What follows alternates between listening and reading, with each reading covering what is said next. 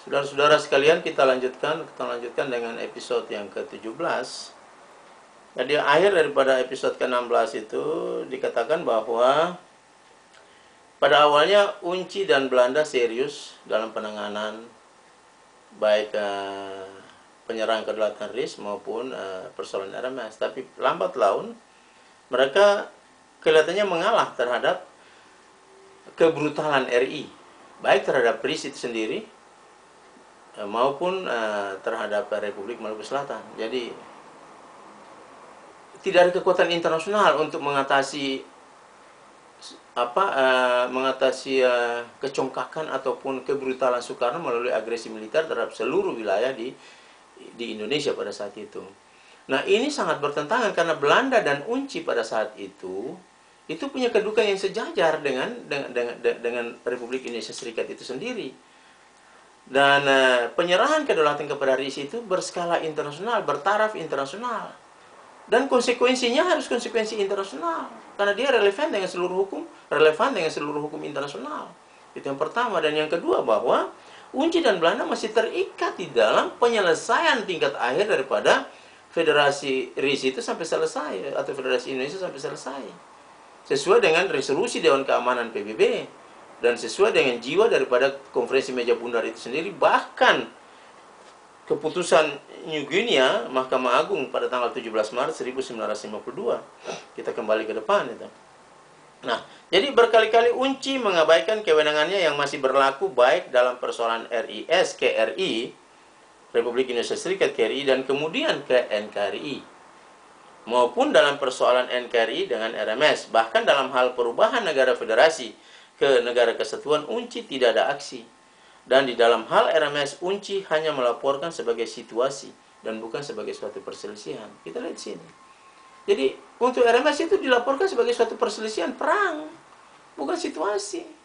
Sehingga Dewan Keamanan bisa bertindak benar-benar sesuai dengan rumus yang ada pada saat itu atau ketetapan-ketetapan di Perserikatan Bangsa-Bangsa pada saat itu. Jadi seharusnya Unci melaporkan permasalahan NKRI dan RMS sebagai suatu perselisihan sesuai dengan pasal 12 Piagam PBB. Sehingga sesuai dengan pasal ini, maka Dewan Keamanan PBB pasti bertindak persis seperti yang mereka lakukan dalam sengketa Belanda dan RI. Saudara masih ingat waktu aksi militer Belanda ke RI? Itu Dewan Keamanan bertindak justru karena ketentuan pasal 12 ini. Tidak boleh mengambil suatu daerah atas wilayah lain, tidak bisa, tidak dapat dibenarkan dalam Piagam PBB. Yang kita tahu bahwa waktu sengketa Belanda dan RI itu kemudian melahirkan resolusi Dewan Keamanan 28 Januari 1949. Tapi pada saat Indonesia aneksasi mencaplok RMS, itu tidak ada kegiatan. Baik dari Unci maupun dari Belanda maupun dari Dewan Keamanan PBB. Jadi status kita ini masih terbuka, masih mengambang. Anytime kita bisa buka ini status ini. Jadi Anda lihat ya, jadi sini dari RIS. Jadi mereka terima dulu RIS karena memang pada awalnya mereka mau ambil semua seluruh Indonesia, tapi karena belum ada jalan, karena di Hohevlohe itu ditolak oleh Belanda, lewat Linggarjati, masuk Linggarjati, keluar Renville, semua gagal, sampai kepada Van Rooyendaal, masih juga karena RI mau caplok. Pada akhirnya dia tidak bisa lagi, dia harus terima konferensi meja bundar, dia harus terima federasi. Dia presidennya satu, Soekarno presiden RIS, presiden RI juga. Dalam hati mereka, oke, kami terima, tapi nanti kami akan rubah, dan itu benar. Jadi RIS ini merupakan jalan dan personifikasi daripada RI itu sendiri. Untuk dirubah ke dalam RI, jadi RIS dirubah kembali dalam RI, dan kemudian dirubah ke dalam NKRI. Jangan lupa RI yang sah itu 17.845. Dan apa yang mereka lakukan sekarang itu kebohongan, penipuan di siang hari bolong. Bahwa mulai dari 17.845 sampai dengan sekarang. No, NKRI dari mulai 17.850. Bukan 17.845, no. Dan NKRI 17.850 sampai hari ini negara yang ilegal. Negara yang tidak sah menurut hukum. Negara yang dibentuk berdasarkan hasil kejahatan terhadap seluruh negara bagian dan terhadap seluruh penentuan nasib sendiri di seluruh rakyat, di seluruh Indonesia. Ini NKRI. Negara yang tidak punya dasar hukum. Sebagai konsekuensi daripada kelalaian Unci, maka ada 3 argumen penting yang merupakan tanggung jawab Majelis Umum PBB terhadap persoalan RMS. Saya ulangi lagi. Sampai hari ini ada 3 argumen penting yang merupakan tanggung jawab Majelis Umum Dewan Keamanan PBB untuk persoalan RMS. Sebagai berikut. Yang pertama, pasal 12 Piagam PBB, adanya perselisihan. Itu belum terselesaikan. Makanya kami menuntut, kami menyurat dari saat ke saat hanya untuk ini. Karena kasus kami masih tetap terbuka di Dewan Keamanan PBB dan masih terbuka di sana. Kami punya hak untuk mengangkat itu, baik secara pribadi, secara kelompok, secara kesatuan, secara umum rakyat Republik Maluku Selatan. Saya menghimbau kepada seluruh rakyat Republik Maluku Selatan untuk lewat dia punya organisasi yang ada atau apa saja, dukung ini, apa yang telah kami buat ini, Front Kelautan Maluku, Republik Maluku Selatan yang pemerintahan transisi, supaya PBB melakukan sesuai dengan apa yang kami minta, karena itu masih terbuka. Dan ini hak kita. Oke, kita berhadapan dengan Indonesia yang brutal, benar, betul, dia punya senjata, tapi kita tidak perlu takut. Karena pada suatu saat moral akan menang lebih daripada senjata, dan ini akan terbukti. Saya akan bertaruh dengan siapa saja. Jadi persoalan RMS masih merupakan tanggung jawab Majelis Umum PBB karena pertama, pasal 12 Piagam PBB, adanya perselisihan yang belum terselesaikan antara RMS dan RIS dan RI. Yang kedua, ada argumen yang diungkapkan dalam brosur tentang masalah Maluku Selatan dalam perlengkapan Perserikatan Bangsa-Bangsa publikasi nomor 12 dari Departemen Penerangan Masyarakat Republik Maluku Selatan tentang masalah Maluku, terdapat baik di badan-badan PBB yang diterbitkan November 1955 dan juga tersedia di toko-toko buku. Saudara ingat, saudara tahu bahwa, atau saudara lihat di sini bahwa poin kedua ini, masalah RMS itu ditempelkan di mana-mana, dibrosurkan di mana-mana. Dan itu juga terdapat di dalam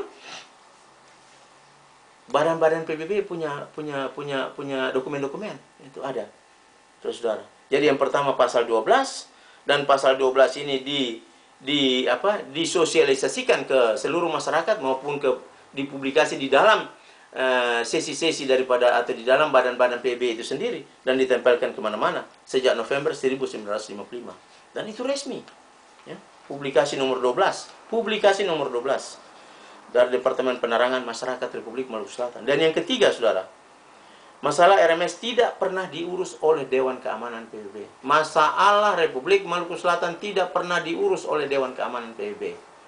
Pada sidang bulan Oktober 31 1950 itu mereka bersidang, ada beberapa negara yang bersidang di situ, tetapi gagal, tidak ada kelanjutan daripada persidangan itu sendiri. Nah, kita akan bicarakan pada hal yang kemudian ya. Nah, oleh dan sebab itu, persoalan orang Maluku Selatan terkenal dengan Ambon masih menjadi agenda PBB dan badan ini setiap saat boleh mengangkat masalah ini. Oke? Jadi kita tidak perlu takut terhadap Indonesia punya senjata, no problem dengan itu senjata. Kita harus lawan dia secara moral dan kita harus bersatu. Kalau kita bersatu kita kuat, kalau kita bercerai-berai memang kita runtuh. Saudara-saudara mau berpikir tentang masa depan anak cucu Maluku Selatan atau mau berpikir tentang apa?